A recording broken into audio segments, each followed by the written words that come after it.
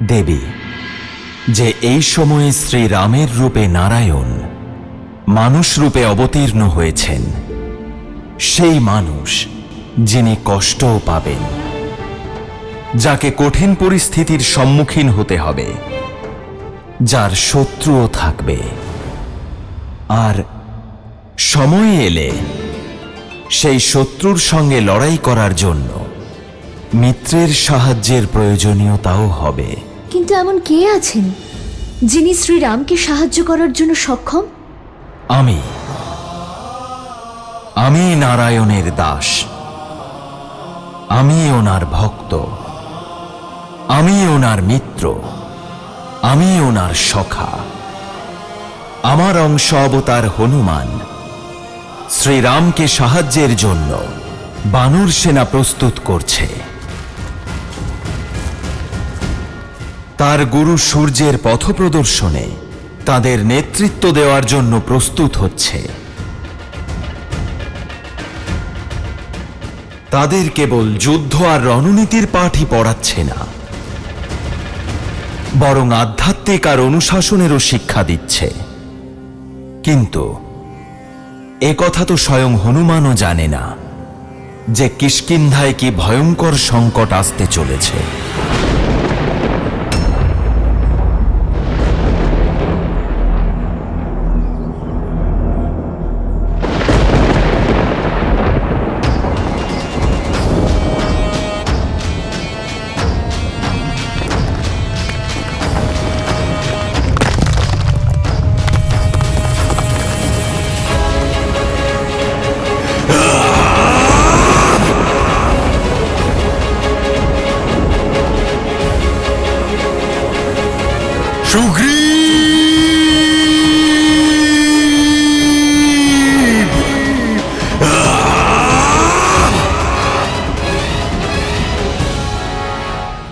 অনুপম, এইসব ভোজন সামগ্রী কিষ্কিন্ধার ভাণ্ডারে রেখে দিও, যাতে আগামী বসন্ত ঋতুতে কোনো বানরকে ক্ষুধার সম্মুখীন না হতে হয়। চলো সবাই, তাড়াতাড়ি চলো। অদ্ভুত হনুমান!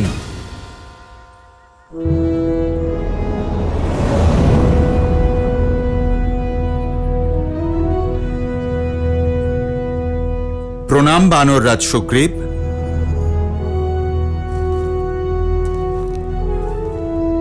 সেনাপতি হনুমান, অদ্ভুত তোমার বুদ্ধিমত্তা। আর ধন্য আমি যে আমি তোমার মতো একজন সেনাপতি পেয়েছি। তোমার বুদ্ধিমত্তার জন্যই আমার প্রাণ রক্ষা হয়েছে। অতীতে যখনই প্রবল বৃষ্টিপাত হয়েছে, তখনই এই রাজ্যে অন্নের অভাব দেখা দিয়েছে। কিন্তু এবার আর এরকম হবে না।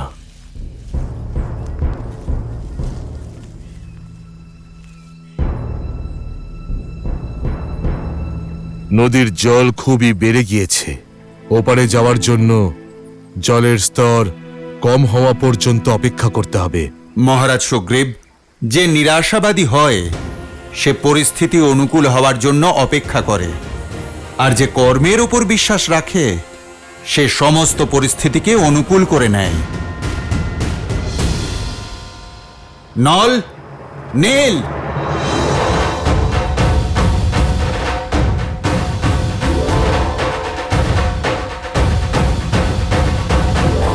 নল, নীল, তোমাদের বুদ্ধি আর শক্তি দুই আছে।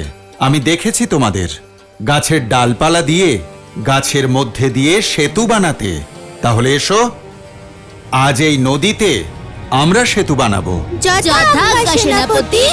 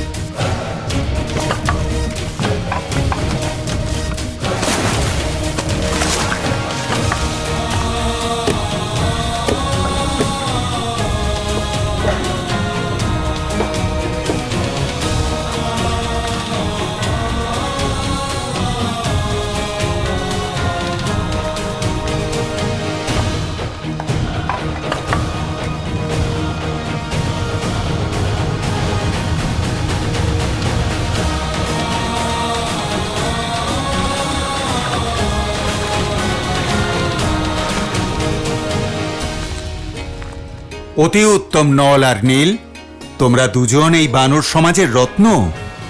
একদিন তোমাদের কৌশল বানর জাতির গৌরবের কারণ হয়ে উঠবে। অতি উত্তম হনুমান, তোমার পথপ্রদর্শন ছাড়া এই কাজ সম্ভব হতো না। না মহারাজ, যাদের বুদ্ধি তারাই প্রশংসার যোগ্য। যাদের যোগ্যতা আছে, প্রশংসা তো তাদেরই হওয়া উচিত। এ তো নল আর নীলের বুদ্ধি, ওদেরই কঠোর পরিশ্রম আর ওদেরই কৃতিত্ব। নেত্রই হৃদয়ের প্রতিবিম্ব হয় হনুমান। যত স্বচ্ছ আর সরল তোমার নেত্র, ততটাই স্বচ্ছ আর কোমল তোমার হৃদয়ও।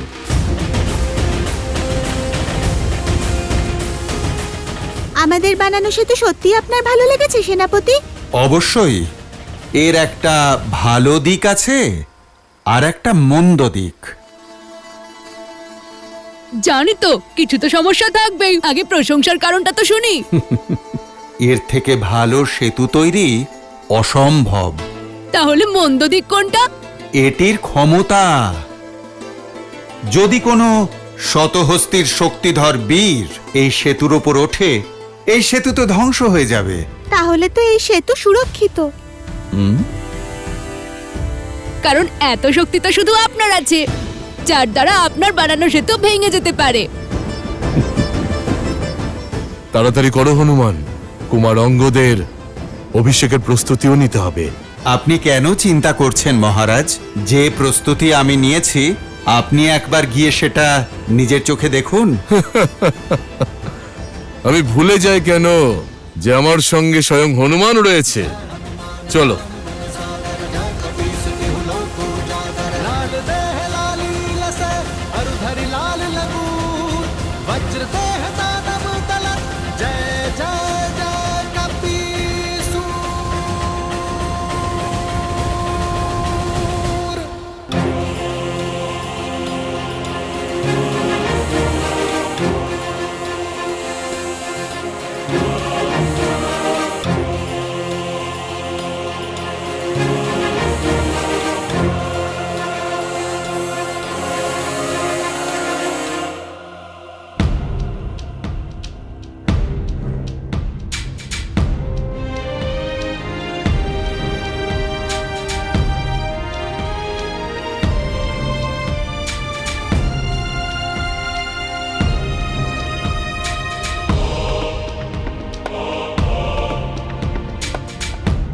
হনুমান, তুমি তো কিষ্কিন্ধাকে স্বর্গের মতো সাজিয়ে তুলেছ। সবকিছু কত সুন্দর মনে হচ্ছে। স্বয়ং বিশ্বকর্মাও এত সুন্দরভাবে সাজাতে পারতেন না।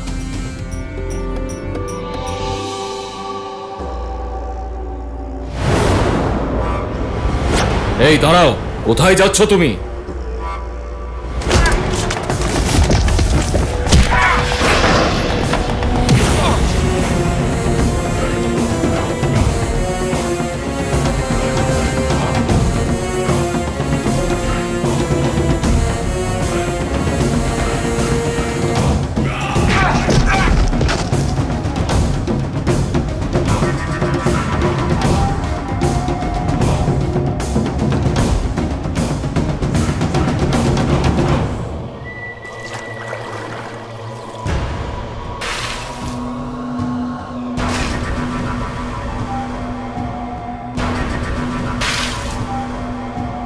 মহারাজ বালি? মহারাজ বালি?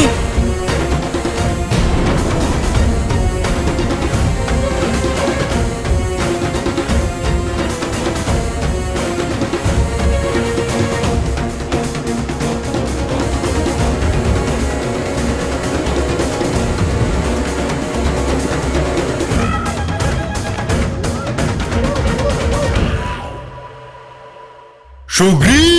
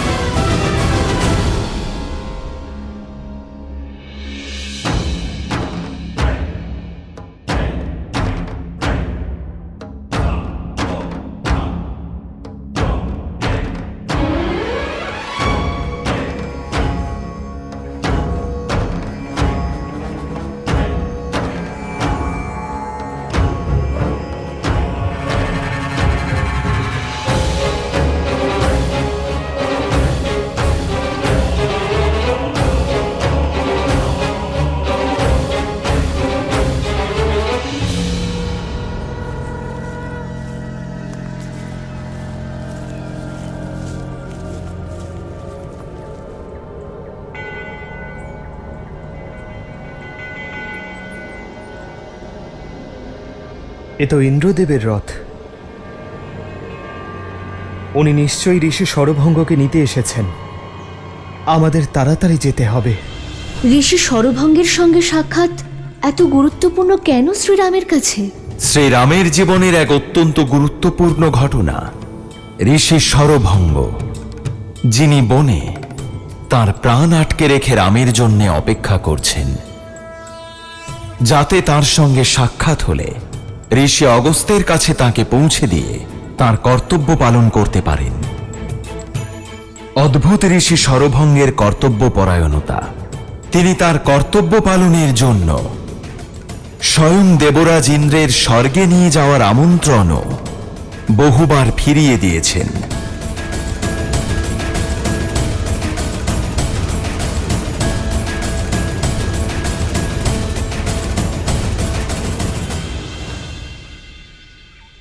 প্রণাম ঋষিবর। ঋষিবর, এবার সময় হয়েছে নিজের সুকর্মের ফল ভোগ করার জন্য স্বর্গে প্রস্থান করার। প্রতিবারের মতো এবারও আমি আপনার সামনে নিজের রথ নিয়ে উপস্থিত হয়েছি, আর প্রতিবার আপনি আমাকে বিভিন্ন কারণ দেখিয়ে পুনরায় রামের পথ চেয়ে বসে থাকেন। যখন মোক্ষ লাভের সময় আসে তখন স্বর্গের মোহ নিরর্থক দেবরাজ। আমার জীবনের শেষ উদ্দেশ্য তো আমার নির্জীব শরীরটাকে শ্রীরামের চরণে সমর্পণ করে দেওয়া, আর শ্রীরাম অবশ্যই আসবেন।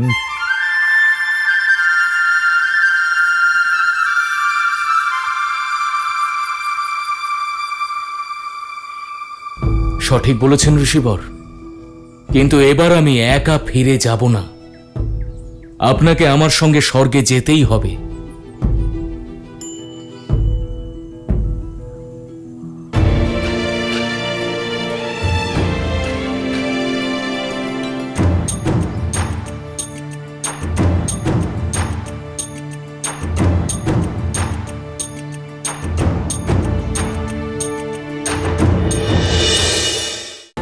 সেই অসহায় মানুষদের কুটে যারা রাক্ষসের অত্যাচারের শিকার হয়েছে। প্রতিবার কোনো না কোনো মানুষ এতে ভস্ম হয়ে যান। আমি দশরথ নন্দন রাম প্রতিজ্ঞা করছি, খড়ের প্রকোপ থেকে এই বনকে আমি রক্ষা করব। এই বনে বসবাসকারী প্রতিটি রাক্ষসকে বধ করব আমি। দণ্ডকরণ্যে ধর্ম এবং শান্তি স্থাপন করব আমি।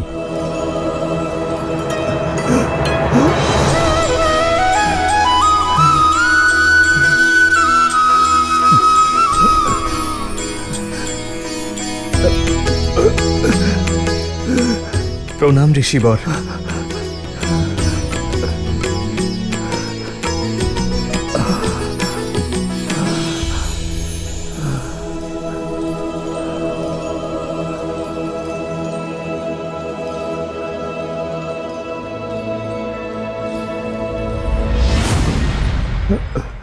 বসুন ঋষিবর, বসুন।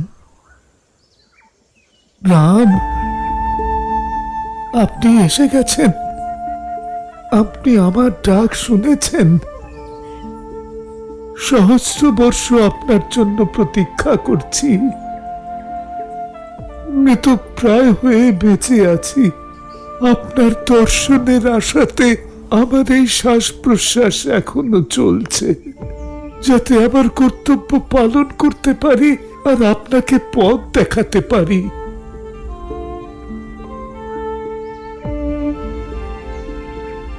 কর্তব্য পালনের জন্য আপনার এই সংঘর্ষ আমার জন্য প্রেরণা ঋষিবর।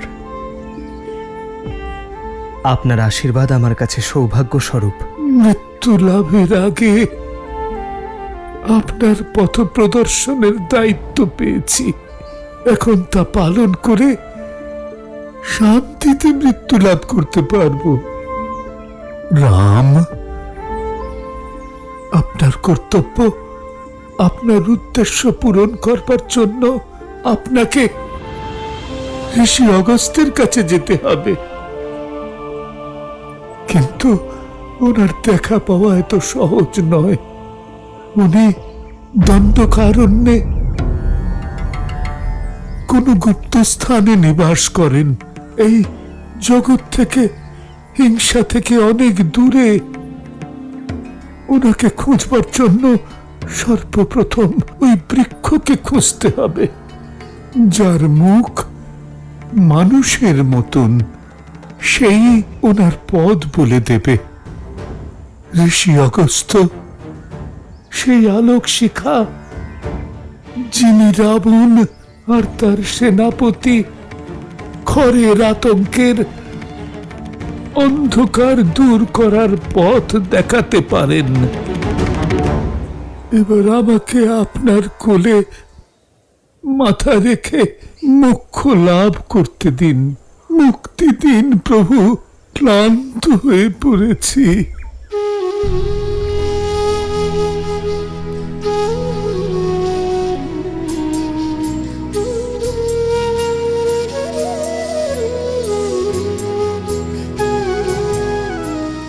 হে রাম।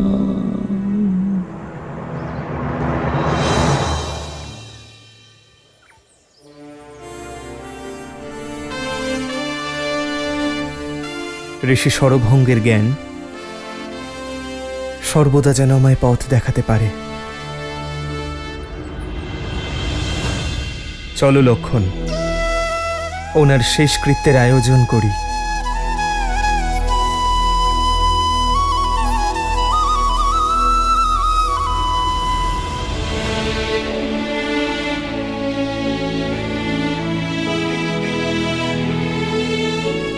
শ্রীরাম, আমার একটা অনুরোধ স্বীকার করুন।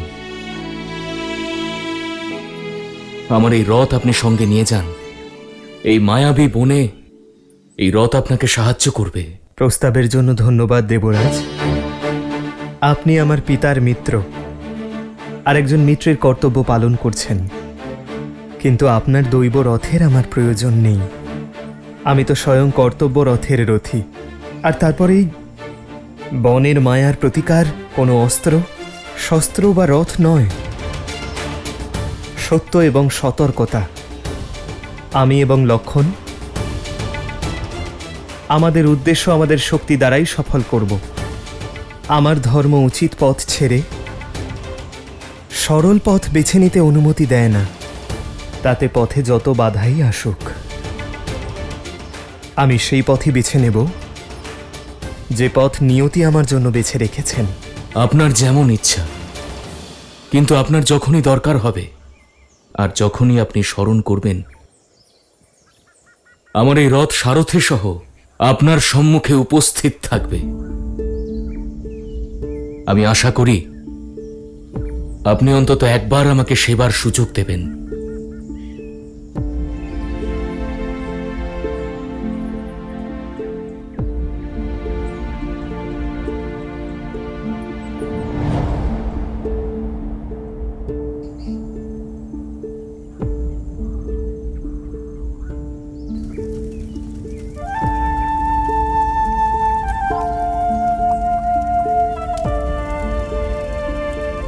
শ্রীরাম, আপনি যাওয়ার পূর্বে আপনাকে কিছু দেখাতে চাই।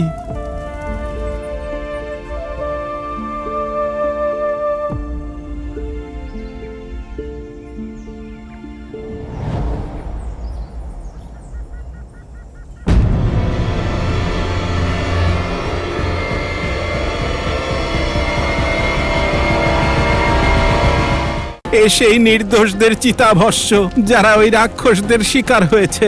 প্রতিদিনই নতুন কেউ না কেউ এতে ভস্য হয়ে যায়। আমি দশরথ নন্দন রাম প্রতিজ্ঞা করছি, খড়ের প্রকোপ থেকে এই বনকে আমি রক্ষা করব। এই বনে বসবাসকারী প্রতিটি রাক্ষসকে বধ করব আমি। দণ্ডকরণ্যে ধর্ম এবং শান্তি স্থাপন করব আমি। এই বায়ুর সঙ্গে উড়ন্ত ভস্যকার।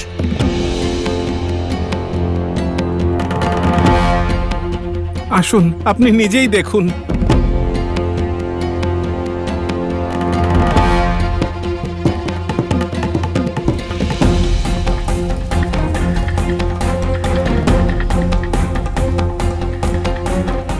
এ সেই নির্দোষদের চিতাভস্য, যারা ওই রাক্ষসদের শিকার হয়েছে। যেদিন থেকে প্রথম এই চিতা জ্বলেছে, সেদিন থেকে আর এর আগুন নেভেনি। প্রতিদিনই নতুন করে কেউ না কেউ এতে ভস্য হয়ে যায়। আর এখন তো এই চিতা এমন বিশাল আকার নিয়েছে যে এর আগুন হয়তো কখনোই নিভবে না।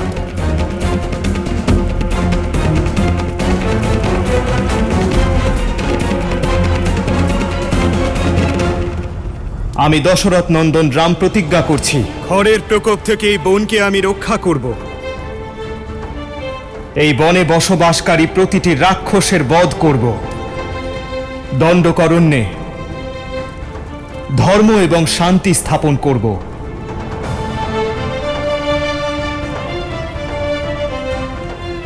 প্রতিজ্ঞা করছি, প্রতিটি জীবকে রক্ষা করব যারা আমার ওপর ভরসা করবে।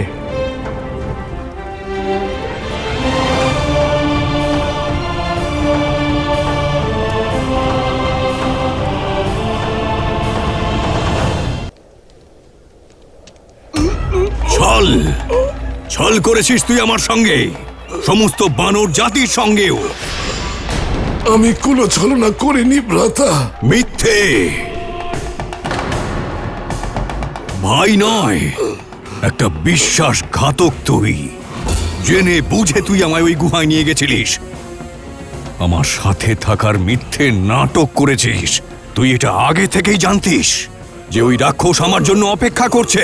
না ভ্রাতা, আমি ওই রাক্ষসের ষড়যন্ত্রের ব্যাপারে কিছুই জানতাম না। আবার মিথ্যে, বারবার মিথ্যে কথা বলে তোর কুটিলতা লুকাতে পারবি না ভীতু। গুহার মুখে পাথর রেখেছিলিস যে যদি ওই রাক্ষসের সাথে যুদ্ধে জিতেও যাই তাহলেও যেন বেরোতে না পারি। থামুন মহারাজ বালি, অনেক হয়েছে আপনার দোষারোপ করা।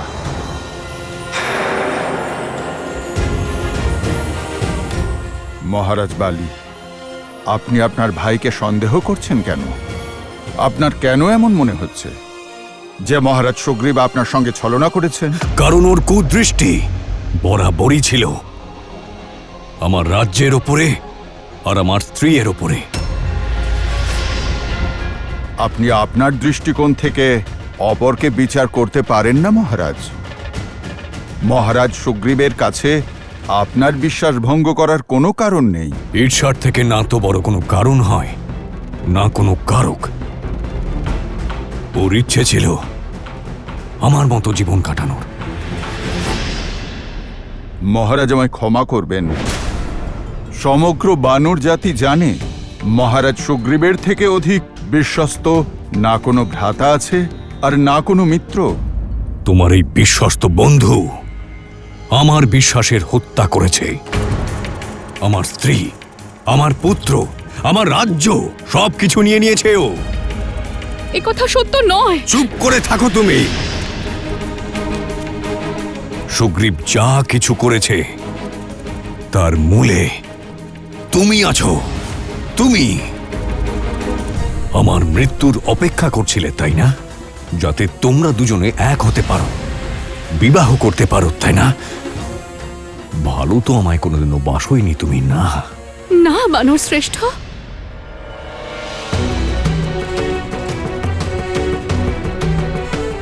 আপনি তো সর্বদা বলতেন যে যদি আপনার কিছু হয়ে যায় তাহলে সুগ্রীব আমাকে আর অঙ্গদকে রক্ষা করবে। আপনি তো নিজের রাজধর্ম পালন করতে ব্যস্ত ছিলেন।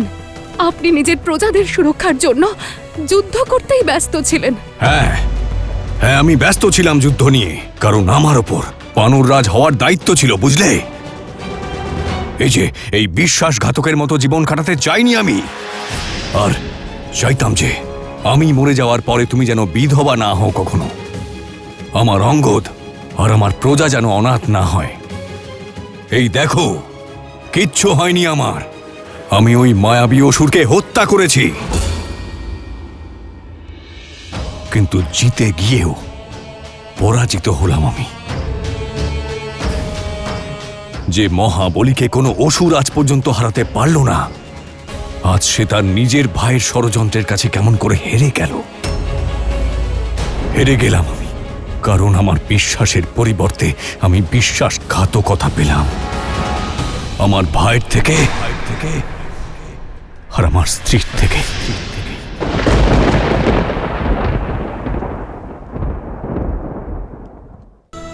মহারাজ বালি, ক্রোধ আপনাকে শোভা পায় না। আপনার শক্তির কাছে সমগ্র সংসার নতমস্তক। আপনি তো একজন মহান যোদ্ধা। আমার শক্তিকে প্রতিষ্ঠা করার জন্য তোমার সমর্থনের কোনো প্রয়োজন আমার নেই হনুমান। যদি এখানে উপস্থিত কারুর আমার শক্তিতে সন্দেহ থাকে তাহলে চলে এসো যুদ্ধভূমিতে। মহারাজ বালি, এর মীমাংসা তো কথোপকথনের দ্বারাও সম্ভব। তুচ্ছ বানর, এইটা আমাদের পরিবারের নিজস্ব ব্যাপার। এর থেকে তুমি দূরে থাকো।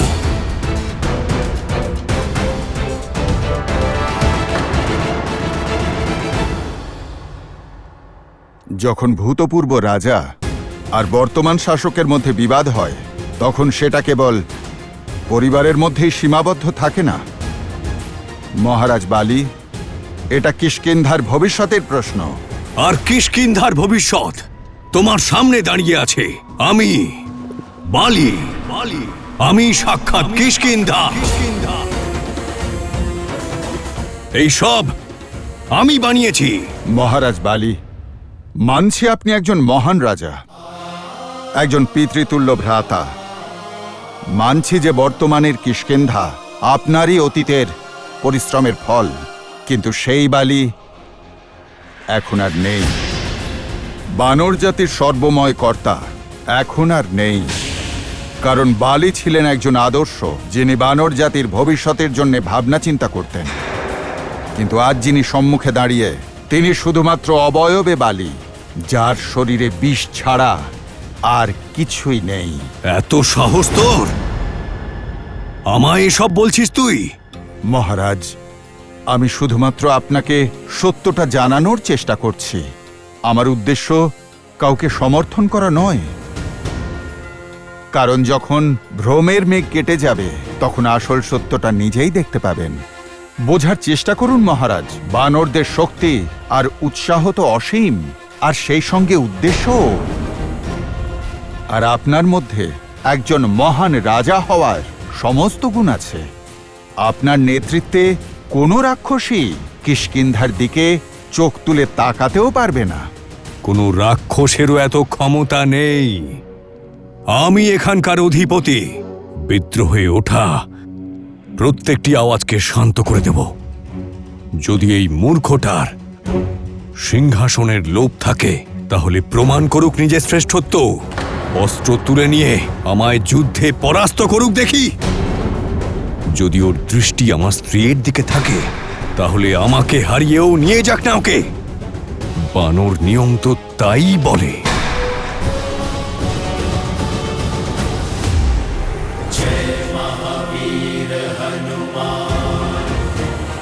না হনুমান, তুমি বাধা দিও না। ভ্রাতার ক্রোধ যথার্থ। ওনার যা ইচ্ছা হয় ওনাকে করতে দাও, কেউ ওনাকে বাধা দেবে না। আর মেনে নিলি? পুরুষ লর্ড।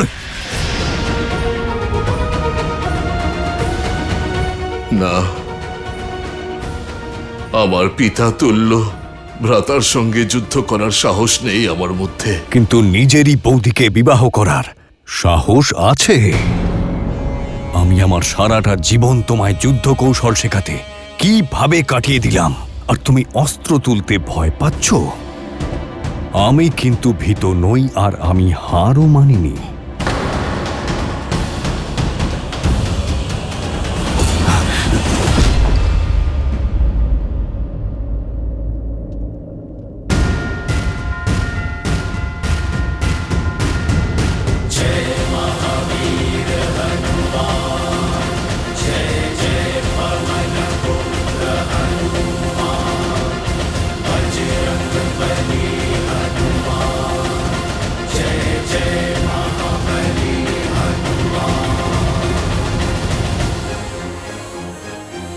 হনুমান, তুমিও আমার ধৈর্যের পরীক্ষা নিচ্ছ? তোমারও কি আমার এই সিংহাসন আর আমার বউকে চাই? অনেক হয়েছে মহারাজ। আপনি আপনার সীমা লঙ্ঘন করবেন না। ব্রহ্মচারী আমি। আমার না আপনার স্ত্রীর প্রতি আগ্রহ আছে, আর না ওই সিংহাসনের প্রতি। আমার উদ্দেশ্য অনেক বড়। এখানে আমি শুধুমাত্র কর্তব্য পালনের জন্য রয়েছি, সুগ্রীবের জন্য, বানর জাতির জন্য। মহারাজ, আমি শুধুমাত্র তর্কের মাধ্যমে আপনাকে ধর্মের পাঠের সাথে পরিচয় করাতে চাইছিলাম, আপনার নতুন স্বরূপের সঙ্গে পরিচয় করাতে চাইছিলাম। আমার প্রভু শ্রীরামের দেখানো পথে চলে রাম ভক্ত করে তুলতে চাইছিলাম।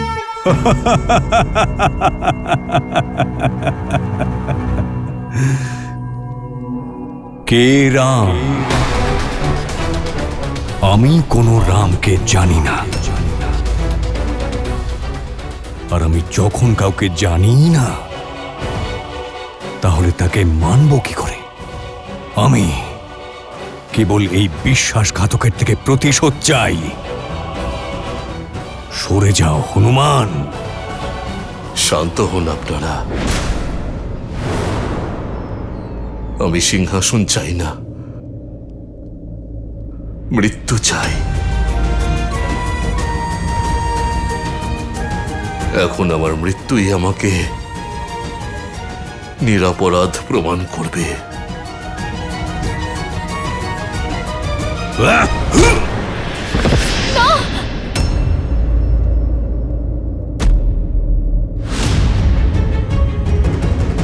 কাকা, কাকা, কাকা, উঠুন না।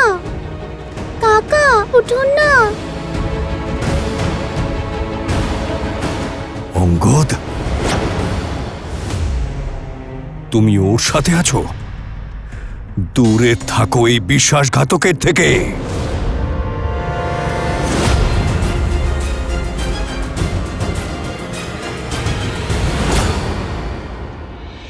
পিতা, কাকাকে মারবেন না। আমার পা ছাড়, মূর্খ। না পিতা, কাকার প্রাণহরণ করার আগে আপনাকে নিজের পুত্রকে বধ করতে হবে। হনুমান, বালি সুগ্রীবকে মেরে ফেলবে। দাদা ভাইকে মেরে ফেলার আগে এই অনর্থ আটকান আপনি। তারা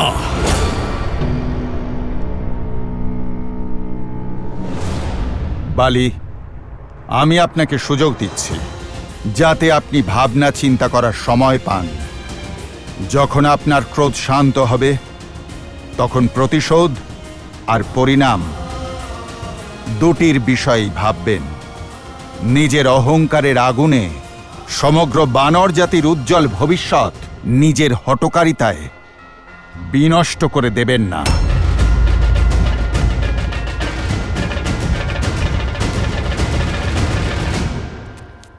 মহারাজ সুগ্রীব, উঠুন, উঠুন।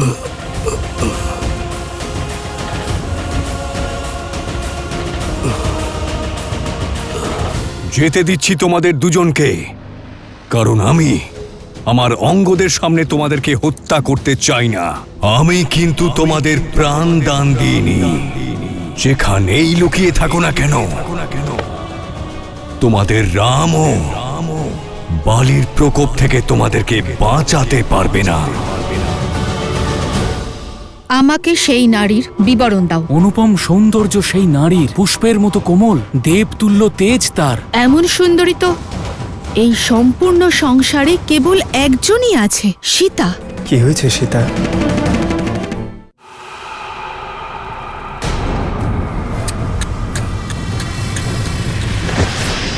এই কীটকে কেন কষ্ট দিচ্ছ রক্ষক? রাক্ষসবীর, খড়ের জয় হোক, সেনাপতি দূষণের জয় হোক।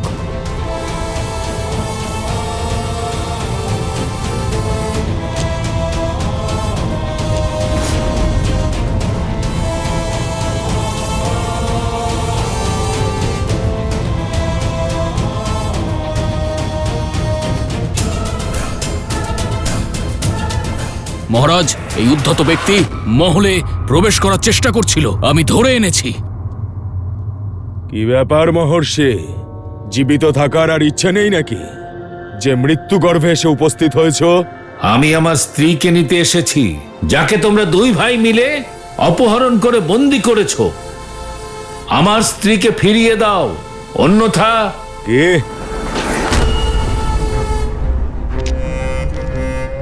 আবার বলো দেখি। শুনে বেশ ভালো লাগলো। প্রথমবার কেউ এভাবে কথা বলল, ভীষণ মধুর শুনতে লাগলো। এই মহর্ষি, আর একবার বলো দেখি কি বললে। আচ্ছা, তুমি কোন নারীর কথা বলছো? দূষণ, তুমি কি কিছু জানো এ ব্যাপারে? কি করে জানবো খর? আমরা তো অগণিত নারীকে অপহরণ করেছি, এত নারীকে অত্যাচার করেছি যে তাদের সংখ্যাও আর মনে নেই। ও হ্যাঁ, গত সপ্তাহে একজন ঋষিপত্নীকে নিয়ে এসেছিলাম, অভূতপূর্ব সুন্দরী। সম্ভবত এই ঋষি তারই স্বামী।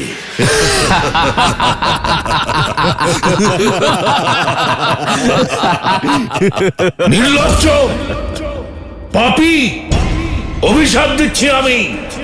যে গতিতে তোমরা পাপের ঘোড়া পূর্ণ করছো, সেই গতিতেই মৃত্যু তোমাদের নিকটে আসছে। তোমাদের মৃত্যু আসন্ন। অভিশাপ? অভিশাপ সেই দেয় যার মধ্যে যুদ্ধ করার শক্তি থাকে না, মূর্খ। দণ্ডকারণ্যের অধিপতি আমরা। রাক্ষস রাজ রাবণের সৎ ভাই আর প্রতিনিধি হলাম আমরা। এই বনের প্রভু আমরা। দণ্ডকারণ্যের ভগবান আমরা। এবার বলো, ভগবানকে হত্যা করার সাহস কার আছে? তোমার নেই তো? তুমি কি জানো যে ভগবান কি করতে পারে? জানো?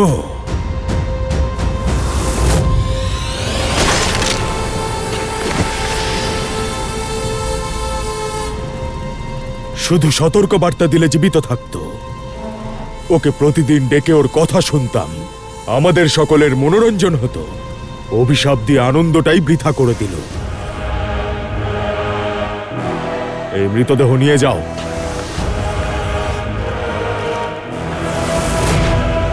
ভ্রাতা,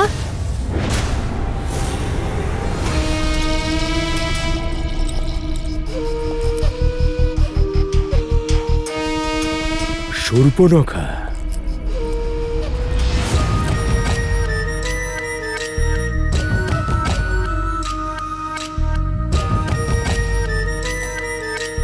আজ লঙ্কা ছেড়ে দণ্ডকারণ্যে আসার কারণ? ভ্রাতা রাবণের আজ্ঞা পালন করতে। উনি আপনাদের দুজনের সঙ্গে থাকার আজ্ঞা দিয়েছেন, আর আমার পছন্দ মতো স্বামী খুঁজে নেওয়ার অনুমতি দিয়ে পাঠিয়েছেন। ভ্রাতা, আপনারা আমাকে সাহায্য করবেন তো? নিঃসন্দেহে লঙ্কেশের আজ্ঞার পালন অবশ্যই করব। কারণ আমাদের নিয়ম অনুযায়ী এই অরণ্যে পদার্পণ করা সকল নারী আমাদের সম্পত্তি হয়ে যায়, আর সকল পুরুষ আমার হাতের পুতুল। ভয়, অধর্ম আর সংহারী রাক্ষস রাজত্ব। মহারাজ খর, মহারাজ খর, মহারাজ রাক্ষস রাজ্য সংকটে। কি হয়েছে? মহারাজ, বিরাট বিরাট মারা গিয়েছে।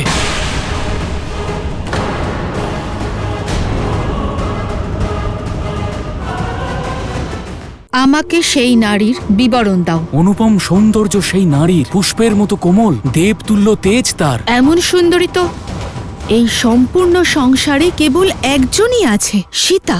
কি হয়েছে সীতা? বিরাট মহাকায় মহাবলী, যাকে কোনো অস্ত্রে হত্যা করা সম্ভব নয়, সে কিভাবে মারা গেল? কার এত বড় দুঃসাহস? দেবতা, নাগ, গন্ধর্ব নাকি ত্রিদেব? বলো, কে হত্যা করেছে ওকে? এক সাধারণ বনবাসী মানুষ আর তার ভাই, মহারাজ। অসম্ভব! কোন মনুষ্যের এত বড় সাহস নেই যে ওকে এভাবে হত্যা করতে পারে। অসম্ভবকে সম্ভব হতে দেখেছি আমি, তাই তো আমি দৌড়ে আপনাকে সংবাদ দিতে এলাম। স্বয়ং তাদের যুদ্ধ কৌশলের সাক্ষী আমি, মহারাজ। ওই বনবাসীদের ছদ্মবেশে ওরা নিশ্চয়ই কোনো ক্ষত্রিয়।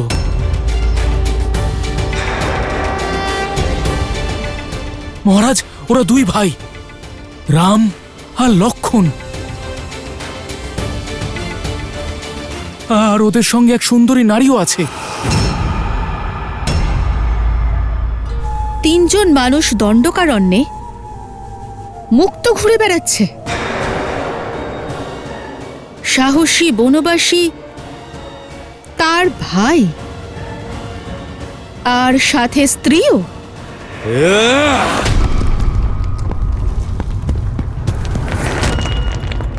শেষ করে দেবো ওদের। দণ্ডকারণ্যের রাক্ষস রাজকে প্রতিস্পর্ধা দেখিয়ে কেউ জীবিত থাকবে না। শান্ত হন ভ্রাতা, আমাকে সেই নারীর বিবরণ দাও। কেমন দেখতে তাকে? অনুপম সৌন্দর্য সেই নারীর। হরিণের মতো চোখ, গজের মতো চলন, পুষ্পের মতো কোমল, আর দেবতুল্য তেজ। একবার যদি কেউ দেখে তাহলে মন্ত্রমুগ্ধ হয়ে যাবে। এমন সুন্দরী তো এই সমগ্র সংসারে কেবল একজনই আছে, একজনই আছে, একজনই আছে। মিথিলার রাজকুমারী সীতা, সীতা, সীতা।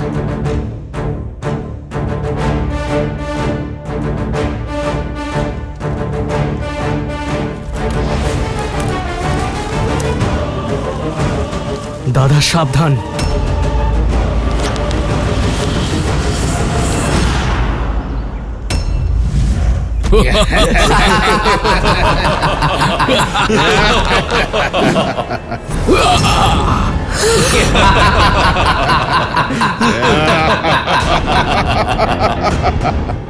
লক্ষণ, যজ্ঞ যেন ভঙ্গ না হয়। হ্যাঁ দাদা।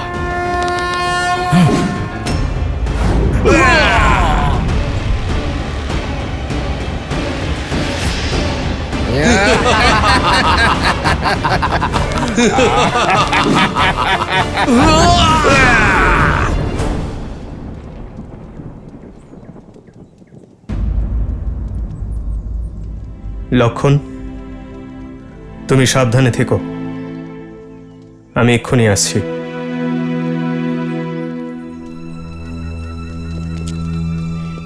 কি হয়েছে সীতা? কিছু না আর্য। একজন স্বামী এবং স্ত্রীর মধ্যে গোপনীয়তা ভালো লাগে? এরকম কোনো বিষয় নেই আর্য।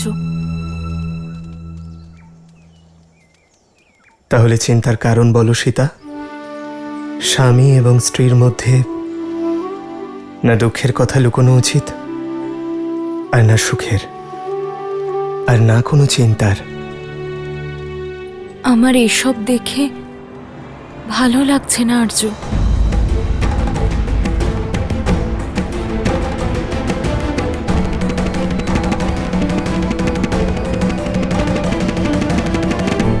হত্যা করেছে ওকে। মহারাজ, ওরা দুই ভাই, রাম আর লক্ষণ, আর ওদের সাথে একজন সুন্দরীও আছে। অপরূপ সৌন্দর্য স্ত্রীলোকের। হরিণের মতো চোখ, গজের মতো চলন, ফুলের মতো কোমলতা, দেবতার মতো তেজ। এমন সুন্দরী তো এই সম্পূর্ণ সংসারে কেবল একজনই আছে, মিথিলার রাজকুমারী সীতা। সীতা যদি সুন্দরী হয় তাহলে অপেক্ষা কিসের? এক্ষুনি ওকে বিধবা করে আমার কাছে নিয়ে আসবো। এত তারা কিসের ভ্রাতা? আমার মনে হয় যে ওদের ওপর কোনো রকম প্রহার করার থেকে ভালো হবে আমরা যদি ভ্রাতা রাবণকে এই বিষয় সম্পর্কে অবগত করাই। আমার সম্পূর্ণ বিশ্বাস যে এই সংবাদ লাভ করে ভ্রাতা বিশ্ববিজয়ের মতোই প্রসন্ন হবেন।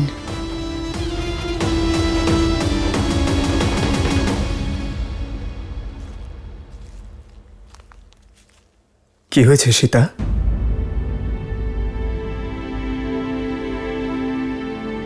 কিছু না আর্য।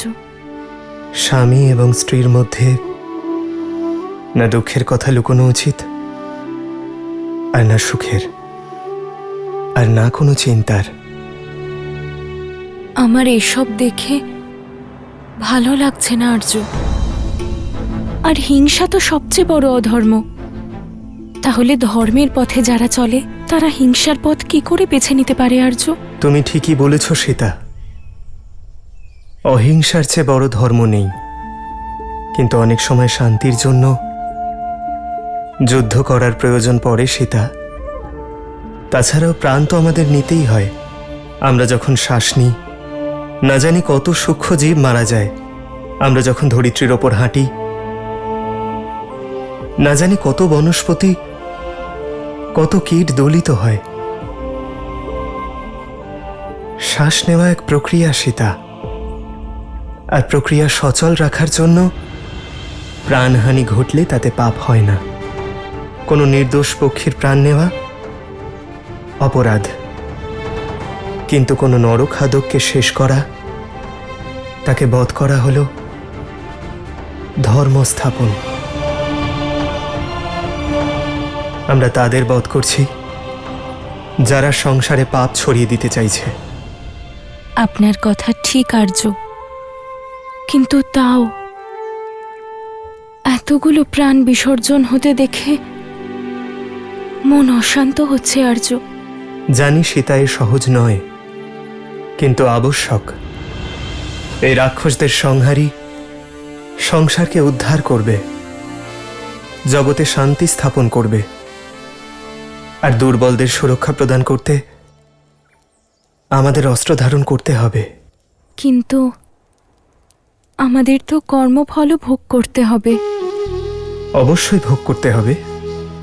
আমাদের জীবনে অনেক কঠিন পরিস্থিতি আসবে, কিন্তু এই যাত্রা বলিদানের যাত্রা। সমগ্র পরিবারের জন্য একজন ব্যক্তিকে বলিদান দিতে হলে তা যথাযথ। ঠিক তেমনি গ্রামের জন্য পরিবারের বলিদান, রাষ্ট্রের জন্য গ্রামের বলিদান, জগতের জন্য রাষ্ট্রের বলিদান, আর ধর্মের জন্য জগতের বলিদান। এবার বলো সীতা, আমায় সঙ্গ দেবে তো?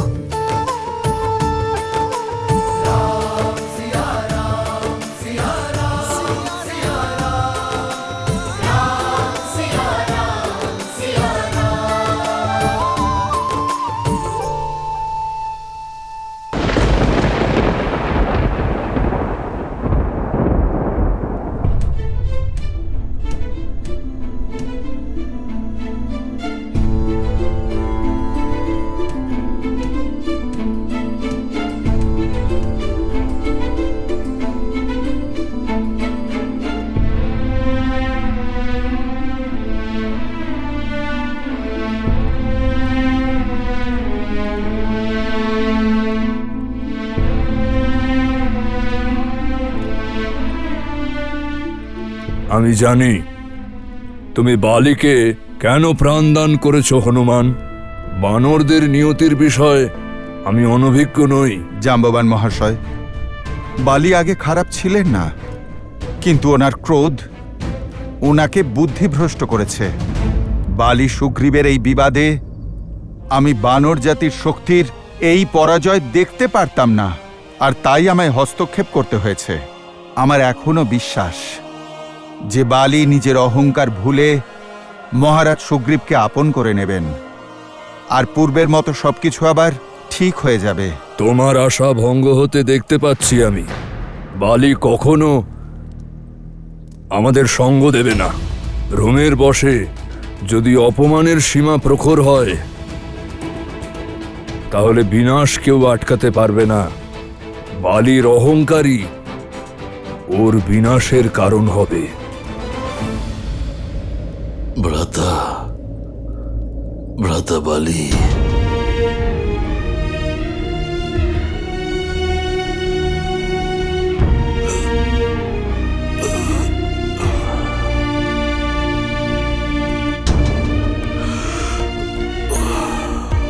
হনুমান, ভ্রাতা বালিকে প্রাণ দান করে তুমি আমায় জীবন দান করেছ। মহারাজ সুগ্রীব, কিন্তু আমি অত্যন্ত দুঃখিত যে বালির মতো বুদ্ধিমান ব্যক্তি কিভাবে এই সত্যটা দেখতে পাচ্ছেন না।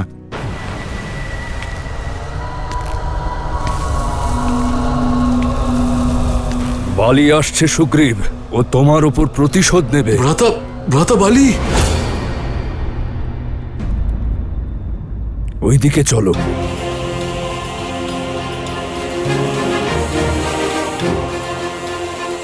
জয় শ্রীরাম।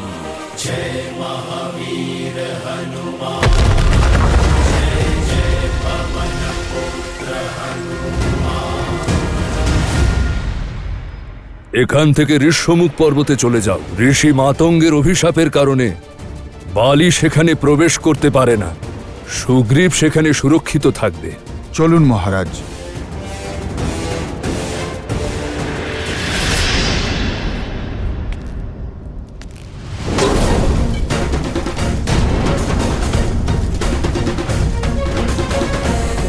আমার থেকে বেঁচে তুমি পালাতে পারবে না সুগ্রীব। আমি তোমায় পাতাল থেকে খুঁজে বের করব। ঋষ্যমুখ পর্বতে পৌঁছানোর আগেই হত্যা করব আমি তোমায়।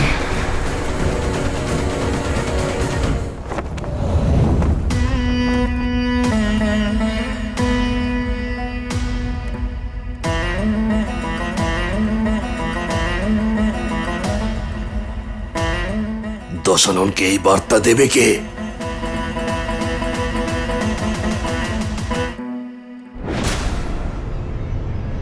ভয়ের গন্ধ আমার কাছে লুকোনো থাকে না খর। আর তার থেকেও বড় কথা, এই গন্ধ আমার পছন্দ নয়।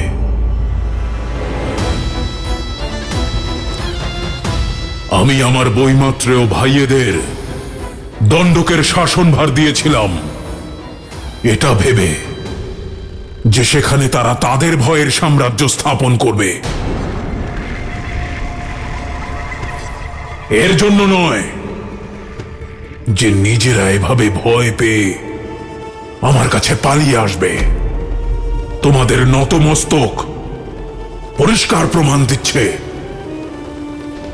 যে তোমাদের ভয়, তোমাদের ব্যাকুলতা যতটা উচিত ততটাই আবশ্যক। কিন্তু স্মরণে রেখো, আজ আমার কান কোন রকম দুঃসংবাদ শুনতে প্রস্তুত নয়। এই ভয় আবার দেখলাম তোমার চোখে, কিন্তু ভালো লাগলো, কারণ এ ভয় রাবণের থাকা উচিত।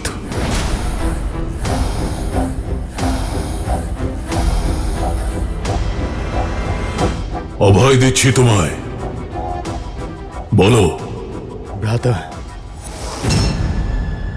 লঙ্কেশ, বিরাটের মৃত্যু হয়েছে। তাতে কি? বিরাট তো রাবণ নয় যে মৃত্যুকে বশে আনবে। কিন্তু লঙ্কেশ, বিরাটের সংহার এক বনবাসী মানুষের হাতে হয়েছে। কিন্তু সে কোনো সাধারণ ব্যক্তি নয়। অযোধ্যা নরেশ দশরথের পুত্র রাম আর লক্ষণ, আর ওদের সঙ্গে একজন সুন্দরীও আছে, রামের স্ত্রী মিথিলা কুমারী সীতা।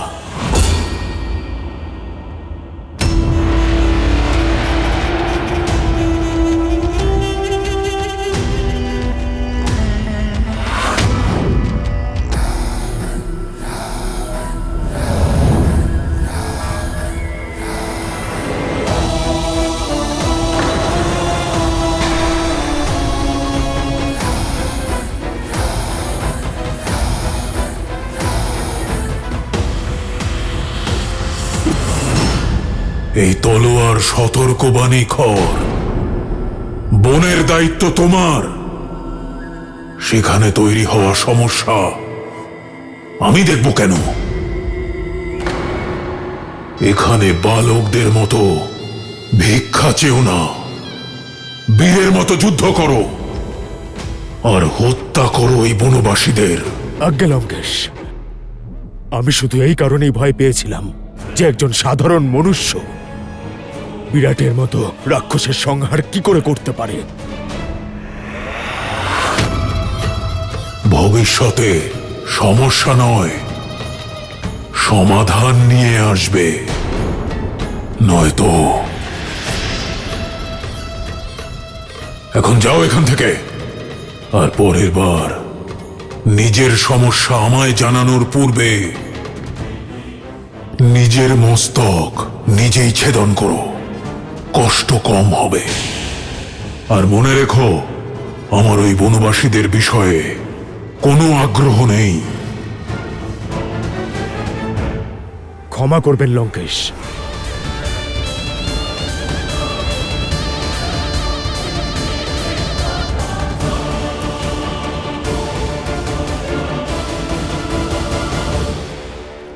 না স্বামী, এমনটা করবেন না। কেন করব না? ও আমার আত্মাভিমানে আঘাত করেছে, আমাকে অপমান করার জন্য ও তোমায় নিজের স্ত্রী বানিয়েছে। এখন প্রতিশোধের শুধু একটাই রাস্তা আছে, রুমার সাথে বিবাহ। এমন অনর্থ করবেন না স্বামী। কেন করব না? কেন? ও করলে নিয়ম, আর আমি করলে অনর্থ। যে নিয়ম তোমার উপরে খাটে, সুগ্রীবের উপরে খাটে, সেটা আমার উপরে খাটে না কেন? কারণ সুগ্রীব আপনার আদেশ অনুসারে ওই গুহার মুখে একটা পাথর রেখেছিল। আপনার আদেশ অনুসারেই ও কিষ্কিন্ধার দায়িত্ব নিয়েছিল। আর স্বামী, আপনি তো রুমাকে এতদিন কন্যার মতো স্নেহ করেছেন, তাহলে আজ কেন প্রতিশোধের আগুনে আপনি নিজের সম্মান, নিজের গৌরব আর নিজের ধর্মকে শেষ করে দিচ্ছেন? কেন অধর্ম করে নরকের দ্বার খুলে দিচ্ছেন স্বামী? পাথর তখন রাখতে হতো যখন আমার মৃত্যু হয়ে যেত, তখন। কিন্তু রক্ত প্রবাহ তো দেখা গেছিল। ওটা রক্ত ছিল না, সেটা তো ওই মায়াবীর মায়াও হতে পারতো, তাই না? সুগ্রীবের চালও তো হতে পারে ওটা। না, চাই না আমার ধর্ম, চাই না আমার স্বর্গ, আমার মোক্ষও চাই না। এখানে রাজ, শক্তি আর যুক্তি দিয়ে সবকিছু হয়, আর এই দুটোই অফুরন্ত আছে আমার কাছে। আর সেজন্যই রাজত্বও আমার হবে, এবং রুমাও।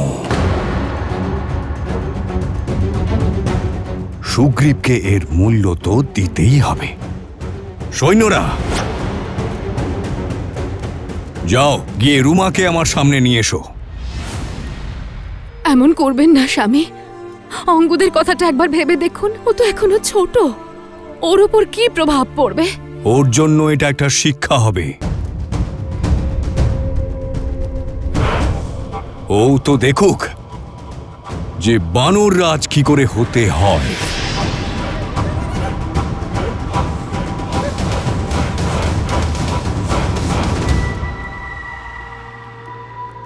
জ্যেষ্ঠ ভ্রাতা? জ্যেষ্ঠ ভ্রাতা নয়, স্বামী বলো।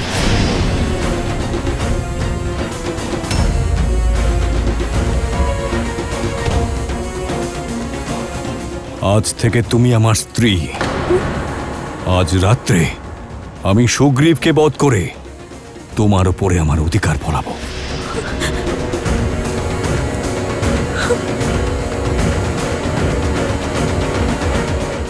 সীতাকে যে রূপে আপনি দেখেছিলেন সে আর সেরকম নেই। সে এখন প্রাসাদের রাজকুমারী থেকে বনের সন্ন্যাসিনী হয়ে গিয়েছে।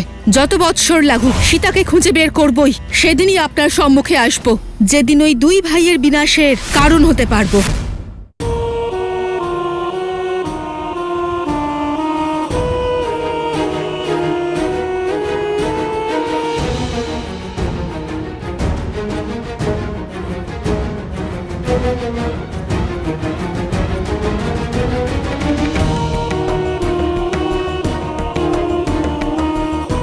যা তোমার নয় সেটা পাওয়ার লালসা ছেড়ে যা তোমার রয়েছে সেটা নিয়েই সন্তুষ্ট থাকো।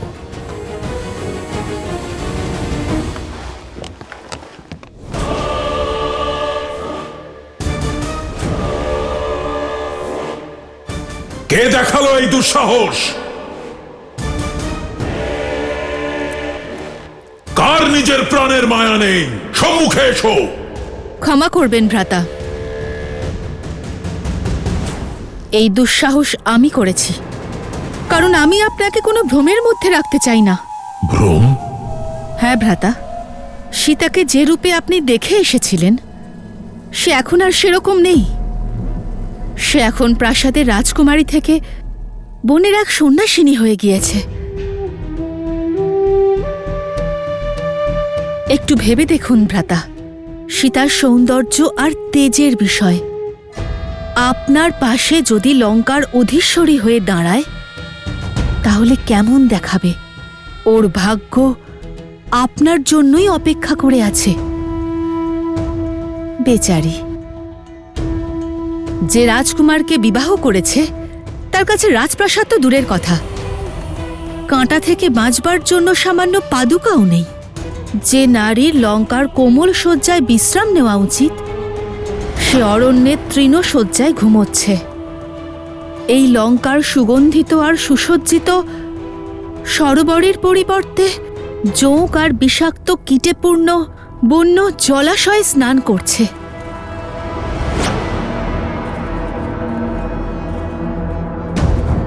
সীতা হল লঙ্কার নিয়তি, আর লঙ্কা সীতার নিয়তি। এই শব্দের খেলা আমার সঙ্গে খেলো না। আমি তোমার থেকে পরামর্শ চাইনি, আদেশ দিয়েছিলাম দণ্ডকারণ্যে বাস করার। যাও। ভ্রাতা,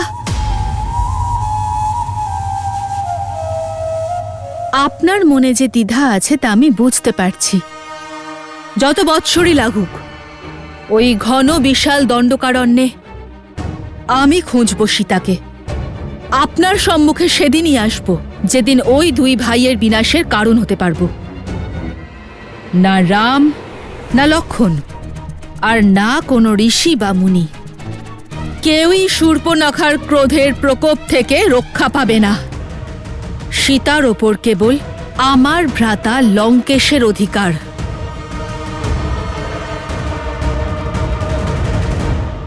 রাম রাম রাম রাম রাম রাম রাম রাম রাম রাম। মহারাজ, আর একটু ধৈর্য ধরুন, আমরা ঋষ্যমুখ পর্বতের নিকটেই আছি।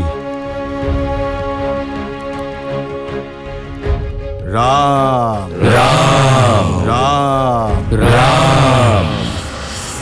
দাঁড়ান মহারাজ।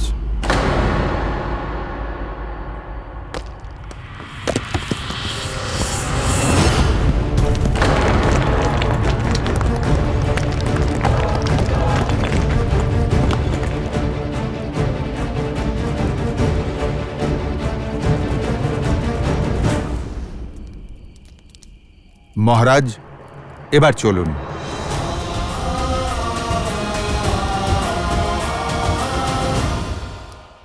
লক্ষণ, তোমায় উদাস লাগছে কেন? এই বনে আমরা বহু বছর বিচরণ করছি, কিন্তু এতদিন আমরা সেই বৃক্ষ পাইনি যা ঋষি অগস্ত্যের স্থানে পৌঁছে দেবে। দাদা, মনে হয় আমাদের সন্ধান করা সমাপ্ত হয়েছে।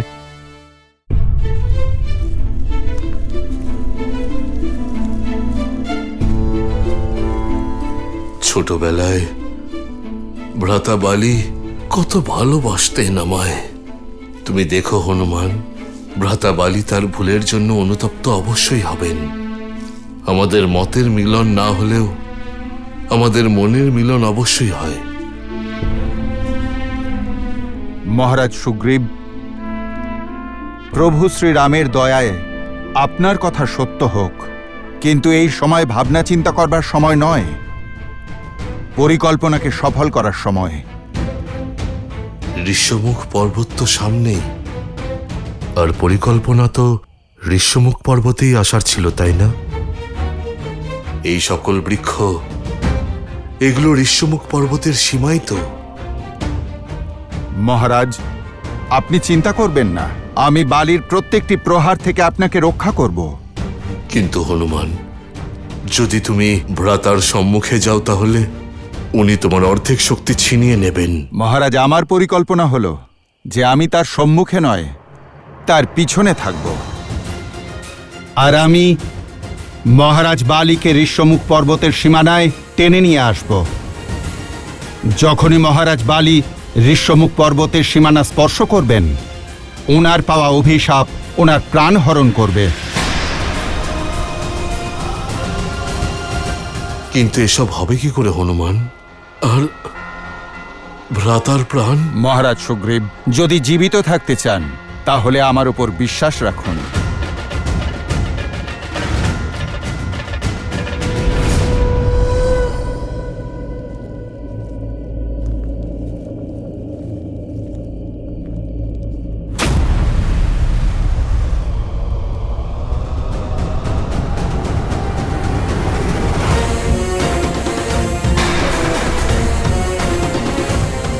আমাকে দেখে ভয় পেয়ে গেলে ভীতু?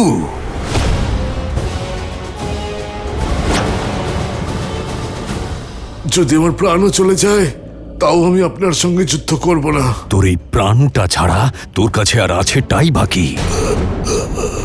এখন তোর রাজ্যটাও আমার, আর রুমাও।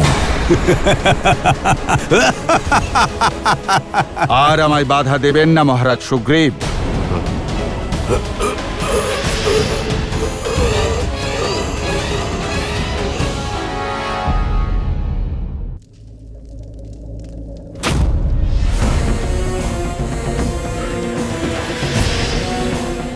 আমাকে দেখে ভয় পেয়ে গেলে ভীতু?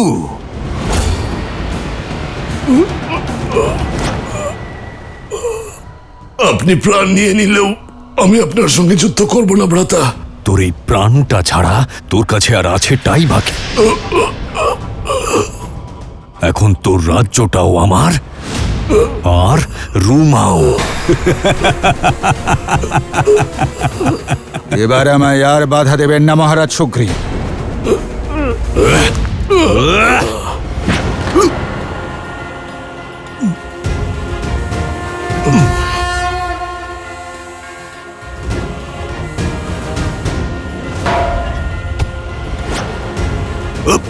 হনুমান,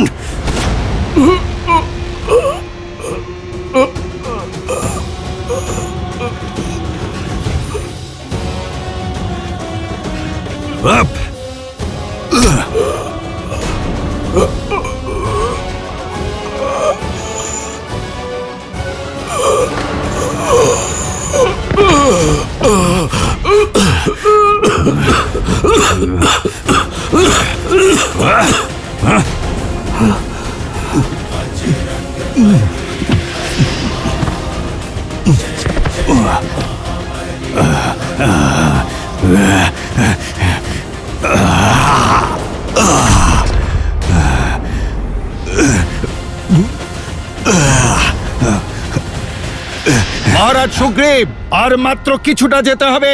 আপনি ঋষিমুখ পর্বতের সীমানায় যান।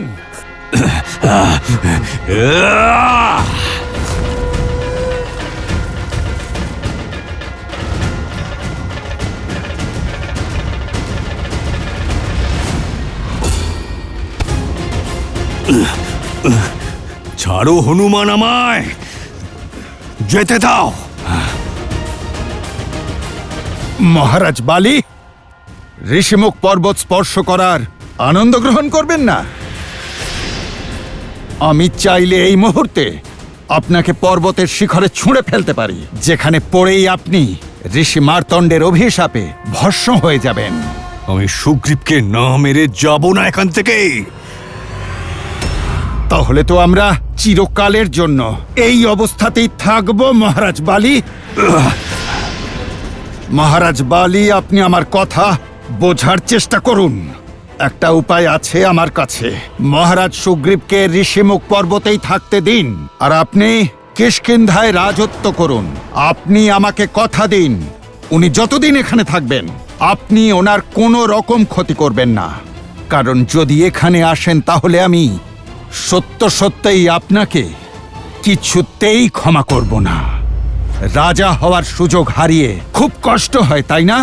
আপনি রাক্ষস হয়ে গেছেন, কিন্তু আপনাকে শাস্তি আমি দেব না, স্বয়ং আমার প্রভু শ্রীরাম দেবেন। তাহলে ঠিক আছে, আমি ততক্ষণ সুগ্রীবকে মারব না যতক্ষণ ওই পাহাড়ে ভীতুদের মতো লুকিয়ে থাকবে। আমি ওর পিছু নেব না। অতি উত্তম। তাহলে এবার ফিরে যান, আর আমি যা বললাম সেটা মনে রাখবেন। আপনি দ্বিতীয়বার এখানে আসবেন না। কিন্তু আমারও একটা সতর্ক বাণী আছে, শুনে রাখো। সুগ্রীব, তোমার ঋষ্যমুখ পর্বতের নিচে আসা চলবে না।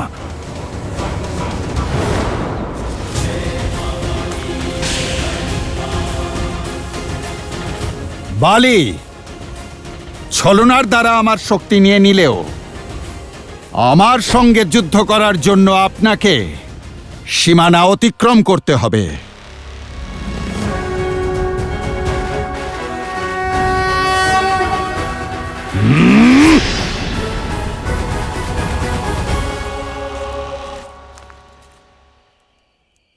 হনুমান,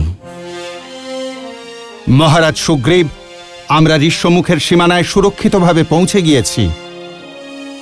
আপনি নিশ্চিন্ত হন।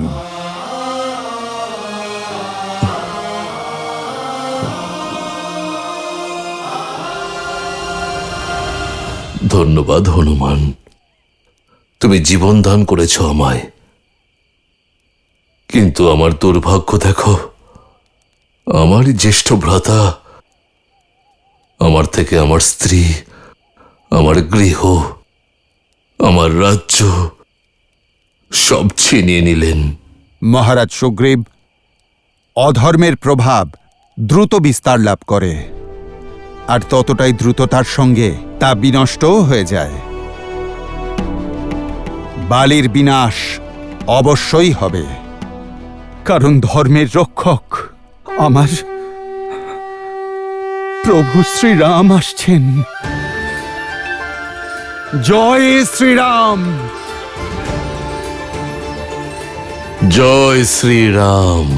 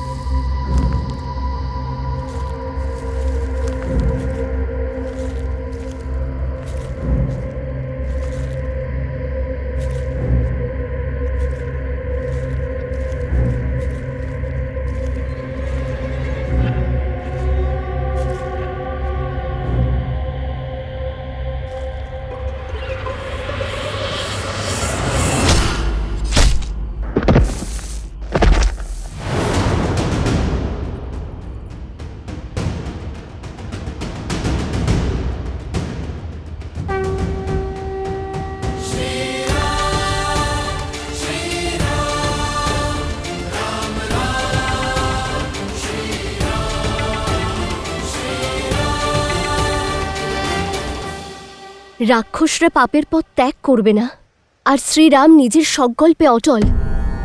কিন্তু মনুষ্য জন্মের কারণে বিষ্ণুর অবতার শ্রীরামের সীমাবদ্ধতা আছে।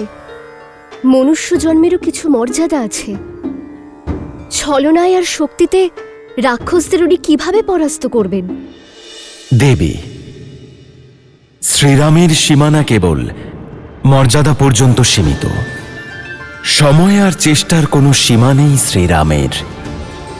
আর এই কারণেই এই বনবাসকালে শ্রীরাম অসংখ্য রাক্ষসকে সংহার করে অনেক ঋষি আর ঋষিকন্যাদের উদ্ধার করলেন। আয়ুষ্মান ভব। এইভাবেই ধর্মের রক্ষার জন্য এগিয়ে যাও। নিয়তি তোমাদের সঙ্গেই আছে। আর সেই সঙ্গে জ্ঞানদান করতে থাকলেন। আর এইভাবেই ধর্ম আর ন্যায়ের পথে চলতে চলতে কয়েক বছর কেটে গেল। কিন্তু এত বছর কেটে যাওয়ার পরেও ঋষি অগস্ত্যের সঙ্গে শ্রীরামের সাক্ষাৎ হল না। সেই ঋষি অগস্ত্য, যার কাছে স্বয়ং শ্রীরামচন্দ্রের কর্মফল লেখা রয়েছে। দেরি হয়ে যাওয়ার পূর্বে শ্রীরামের ঋষি অগস্ত্যের সঙ্গে সাক্ষাৎ হওয়া বেশি প্রয়োজন।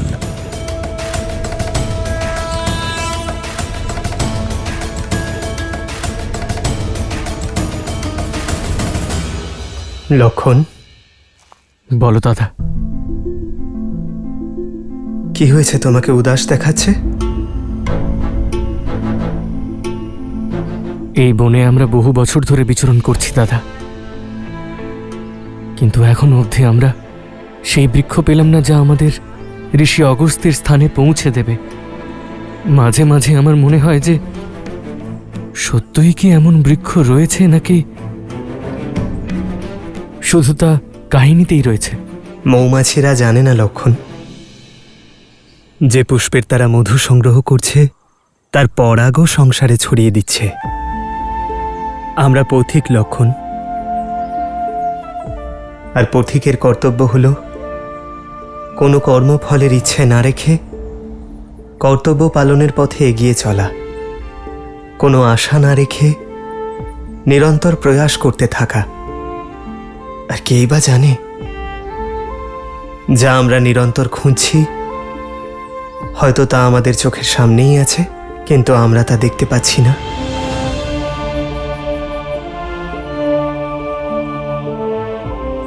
হ্যাঁ দাদা। এসো সীতা।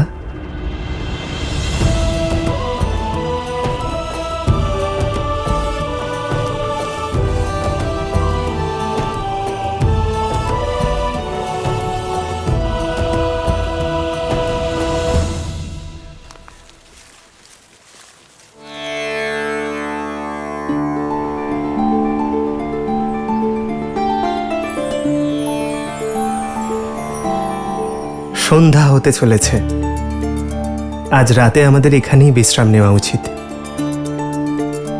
আচ্ছা দাদা।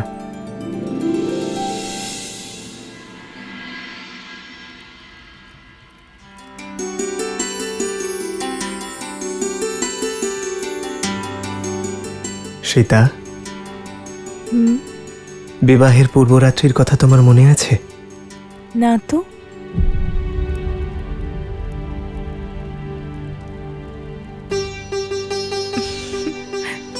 মনে সেটা করতে হয় যেটা মানুষ ভুলে যায়, কিন্তু আমি তো আজও সেই মুহূর্তে আছি, তাকে অনুভব করছি।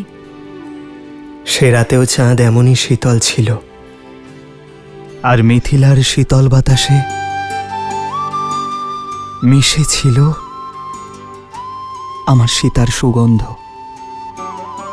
আমি তো জানতাম না যে ধনুর্ধারী রাম কথায়ও পারদর্শী। আপনি তো কবির মতো বলছেন। জীবন সঙ্গিনী যদি প্রকৃতির মতো হয়, যে কেউ কবি হতে পারে। রাম রাম রাম রাম। দাদা সাবধান, এ শুধুই কণ্ঠস্বর দাদা, কাউকেই দেখতে পাচ্ছি না। নিশ্চয়ই এইসব ওই দুষ্ট রাক্ষসদের কোনো ষড়যন্ত্র। রাম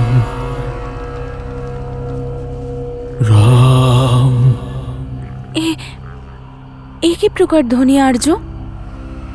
যাই হোক না কেন, শুভ বলে মনে হচ্ছে না। আমার মনে হচ্ছে যেন এই সম্পূর্ণ বন বেদনার সাগরে ডুবে আছে। রাম রাম। শব্দ ওখান থেকে আসছে। সাবধান দাদা, এটা কোনো রাক্ষসের ছলনাও হতে পারে।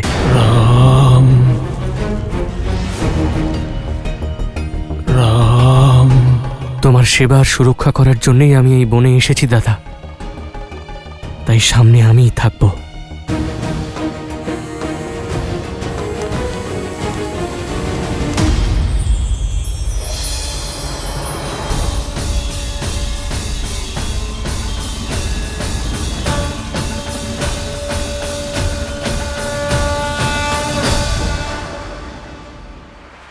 দেখলে দাদা, আমি তোমায় বলেছিলাম না এটা একটা মায়াজাল। আমাদের এখান থেকে যাওয়া উচিত দাদা।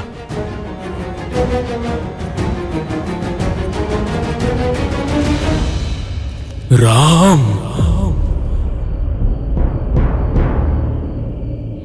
রাম,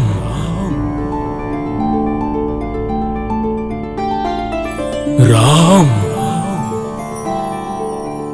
না লক্ষণ, এই বৃক্ষের আহ্বানে কোনো ছলনা নেই।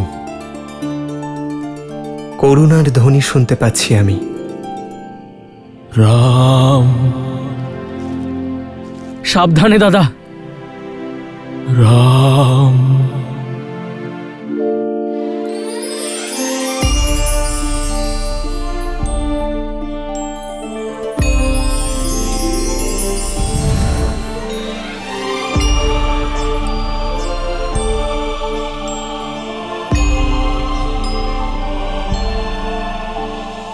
দাদা, মনে হয় আমাদের সন্ধান করা সমাপ্ত হলো।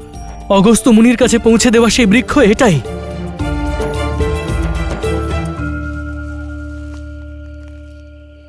রাম। তোমার কষ্টের কারণ কি মিত্র?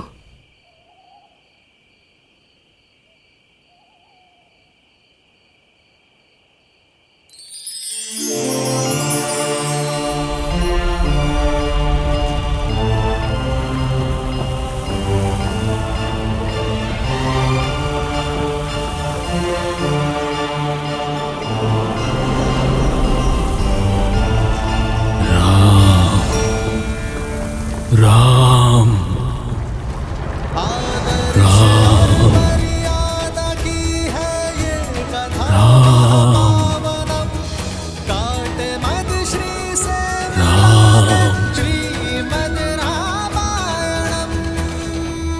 আপনি আমার নাম কি করে জানলেন?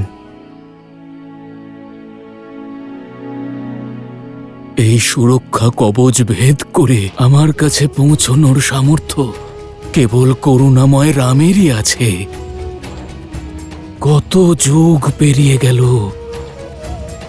প্রতীক্ষায়, আজ আমার সৌভাগ্যের দ্বার খুলেছে। প্রণাম। আপনার শব্দে জ্ঞানের আভাস পাচ্ছি। কে আপনি? আমি সুতীক্ষ্ণ, মহর্ষি অগস্ত্যের শিষ্য। মহর্ষি অগস্ত্যের শিষ্য?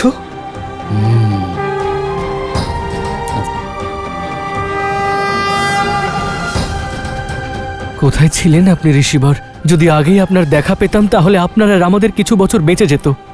আপনি হয়তো জানেন না যে ঋষি অগস্ত্যকে আমরা কোথায় কোথায় খুঁজেছি। এখন তো আমার মনে হচ্ছে যেন আমাদের জীবন সার্থক হয়ে গেল। এবার শীঘ্রই আমাদের বলুন যে আপনার গুরুদেব ঋষি অগস্ত্য কোথায় আছেন। এতেই ক্লান্ত হয়ে পড়লে? মহর্ষি অগস্ত্য আর আমি কত কাল, কত যুগ ধরে শ্রীরামের প্রতীক্ষা করছি।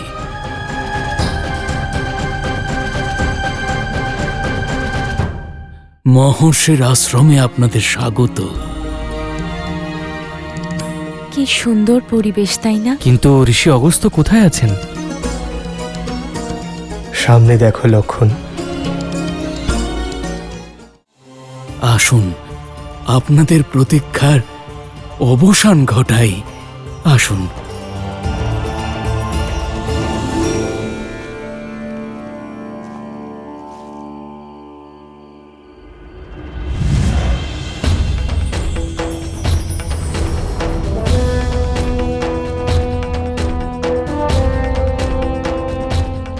আসুন রাম, এই পথ দিয়ে আসুন।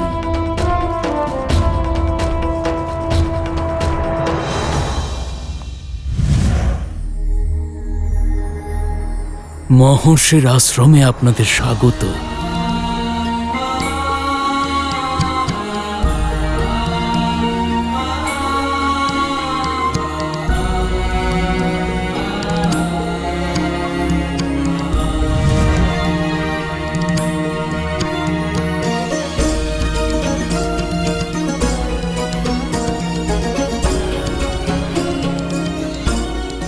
কি সুন্দর পরিবেশ, তাই না?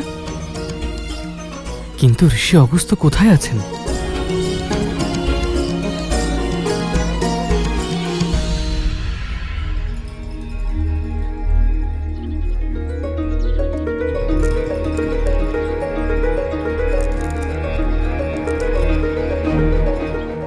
সামনে দেখো লক্ষণ।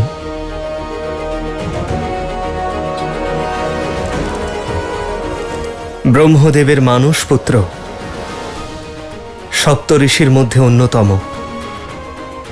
দেবতাদের সহায়তা করতে যিনি সমুদ্র পান করেছিলেন, কাবেরী নদীকে যিনি ধরিত্রীতে নিয়ে এসেছিলেন, সামর্থ্য থাকা সত্ত্বেও যিনি করুণার প্রতিমূর্তি,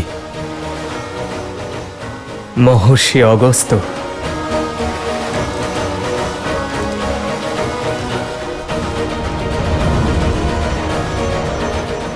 এসেছো রাম?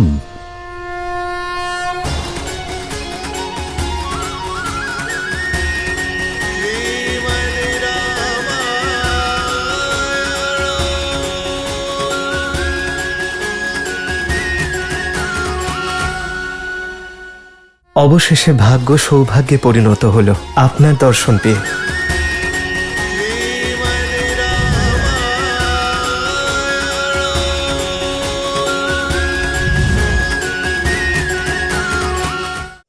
হ্যাঁ মহর্ষি, অবশেষে ভাগ্য সৌভাগ্যে পরিণত হলো আপনার দর্শন পেয়ে।